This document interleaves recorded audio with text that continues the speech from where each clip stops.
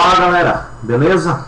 Seguinte, falar um pouquinho aí sobre física, essa parte de dinâmica aí que cai muito nos vestibulares. Concurso não cai muito física não, mas vamos entender um pouquinho sobre a dinâmica. Gente, dinâmica faz parte do conteúdo de mecânica. Mecânica a gente consegue dividir ela em três partes no ensino médio, que é a cinemática, a dinâmica e a estática. A cinemática, ela estuda o movimento sem se preocupar, sem querer saber qual foi a causa que gerou aquele movimento, tudo bem? Já a dinâmica, não, a dinâmica ela vai se preocupar quais foram as causas, qual foi o fator que gerou aquele movimento. Um exemplo disso é se eu pego um bloco e empurro esse bloco, uma caixa. Eu empurro essa caixa, eu estou gerando o quê? Estou gerando movimento. Mas quem gerou esse movimento? Foi a força que eu apliquei nessa caixa. Beleza? Vamos dar continuidade aí, ó, e definir o que é dinâmica. Dinâmica, como eu já falei para vocês, é a parte da mecânica que estuda o movimento dos corpos, se preocupando com as causas. Quais foram os fatores que gerou aquele movimento? E um dos fatores que a gente tem lá no estudo da dinâmica e do movimento é o que? É a força. A força a gente sabe que se eu pego um bloco, como eu já tinha dito, se eu pego um bloco e empurro ele, eu estou aplicando uma força. E essa força está causando o que? Movimento, beleza? Então, eu botei esse esquema aqui para que vocês entendam, ó. Tá vendo aqui um carro? Esse carro tem uma velocidade inicial. A partir do momento que eu empurro esse carro, um certo número de pessoas empurram esse carro, eu gerei uma força. Eu apliquei uma força. Então essa força gerou o que? Movimento. Ele tem uma velocidade inicial aqui e chegou a uma velocidade final. Beleza?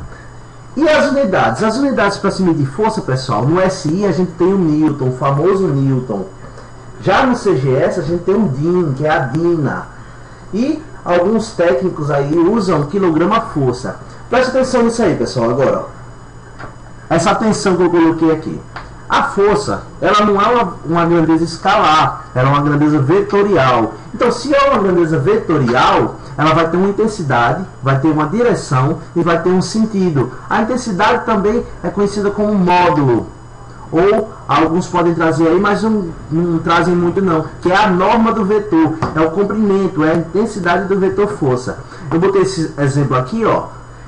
Eu imaginei um corpo aqui de massa X, por exemplo, e eu estou aplicando uma força de intensidade 35 newtons. Vejam que o módulo, a intensidade da força é 35 newtons. A direção, pessoal, preste atenção, a direção é sempre assim, ó. Ela pode ser horizontal ou pode ser vertical, pode ter uma direção oblíqua, tudo bem? E é o sentido, pessoal, qual é o sentido da setinha aqui, ó? A setinha está para a direita, então preste atenção nisso. Direção é o que? Horizontal ou vertical. Já o sentido é o sentido da setinha. E falou em força, pessoal, imagina aí um sistema com várias forças, como esse aqui. Eu tenho uma força sendo aplicada para baixo e uma força para a direita.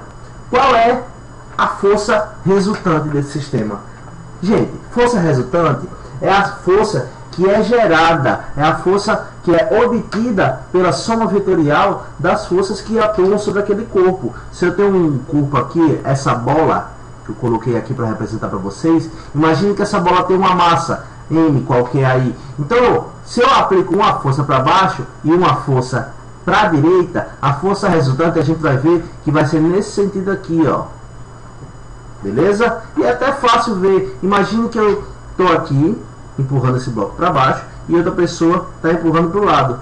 Vocês concordam comigo que ele vai seguir o movimento como o movimento cursor aí do mouse? Então vamos entender um pouquinho sobre essa força resultante.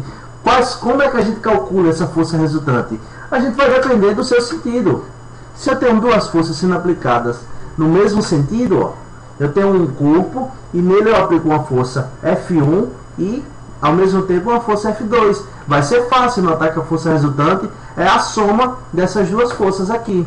Já se eu tiver forças de sentidos opostos, como esse esquema aqui que eu coloquei para vocês, preste atenção aqui. Vejam que essa força F1 ela é maior do que essa força F2. Como essa força é maior, ela vai se sobrepor sobre ela vai se sobrepor em relação a essa força F2. Então, a força resultante vai ter o sentido da força maior. E eu calculo a força resultante pela diferença da força maior pela força menor, que nesse caso aqui eu chamei de F1 menos F2.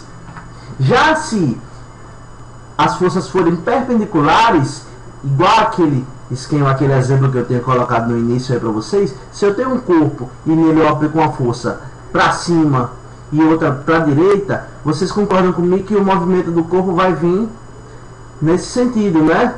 Então, a força resultante vai ser nesse sentido aqui que vocês estão vendo. É fácil calcular essa força resultante, pessoal. Por quê? Como ele está vindo nessa direção, eu formei o quê? Um triângulo retângulo. Então eu posso aplicar o teorema de Pitágoras. Vocês lembram lá de matemática? Então, como formou um triângulo retângulo, a força resultante vai assumir quem? A força resultante vai ser a hipotenusa desse triângulo. Então, a hipotenusa ao quadrado é a soma dos quadrados dos catetos. Quem são os catetos aqui? Não é F1 e F2? Lembrando que essa projeção aqui, ó, é o mesmo que F1. Tudo bom? Já se elas forem coplanares, se elas estiverem num plano, eu tenho uma força sendo aplicada nessa direção e outra nessa, como é que eu vou fazer? Eu vou usar a regra do paralelogramo. O que é que diz a regra do paralelogramo? Eu passo uma reta paralelo a uma das forças e outra reta paralelo a outra força e ligo, como vocês podem ver aqui. Na hora que eu fiz isso, ó, eu formei um ângulo. Então, ó, eu vou fazer o que? Vocês lembram que a gente estudou lá em trigonometria a lei dos cossenos, ou o professor de vocês já deve ter dito isso para vocês. A lei do cosseno diz o que, pessoal? Se eu tenho um lado de um triângulo qualquer e o outro lado, eu posso usar essa relação aqui. Lembrando que esse θ é o ângulo formado por essas duas forças. Então vamos fazer uma aplicação aí dessa ideia de forças. Vejam só esse sistema aí.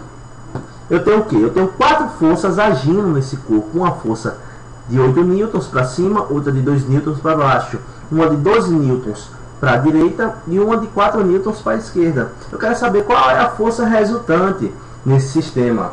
Gente, vamos entender o seguinte. Como eu tenho uma força para cima e outra para baixo, elas estão em quê? Elas estão em sentidos opostos, porém com a mesma direção.